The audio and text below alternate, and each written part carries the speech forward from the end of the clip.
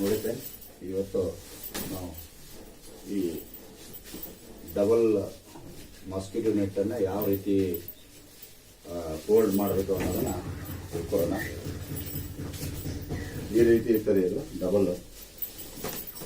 ಇದನ್ನು ಫಸ್ಟು ನಾವೇನು ಮಾಡ್ಬೇಕಂದ್ರೆ ಒನ್ ಸೈಡ್ ಫೋಲ್ಡ್ ಮಾಡ್ತೀವಿ, ಒನ್ ಸೈಡ್ ಒಳಗಡೆ ಅಂದರೆ ಟ್ರಯಾಂಗ್ಯುಲರ್ ಶೇಪ್ ಆಗುತ್ತೆ. ಈ ಥರ ಶೇಪ್ ಆದಮೇಲೆ ನೋಡಿ ಹೀಗೆ ತಗೊಂಡು ಫಸ್ಟ್ ಏನು ಮಾಡಬೇಕಂದ್ರೆ ಈ ಕಡೆಯಿಂದ ಹೀಗೆ ತಗೋಬೇಕು. ಹೀಗೆ ತೊಗೊಂಡಾದ ತಕ್ಷಣ ಇದು ಈ ಥರ ಆಗುತ್ತೆ, ಈ ಥರ ಆಗುತ್ತೆ.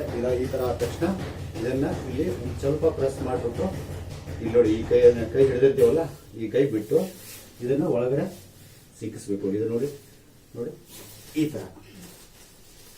ಈಗ ನೋಡಿ ರೆಡಿ ಆಯ್ತು. ನೀವು ಯಾವುದೇ ರೀತಿ ಯಾವ ಥರ ಆದರೂ ಬ್ಯಾಗಲ್ಲಿ ಸೇರಿಸ್ಬೋದು.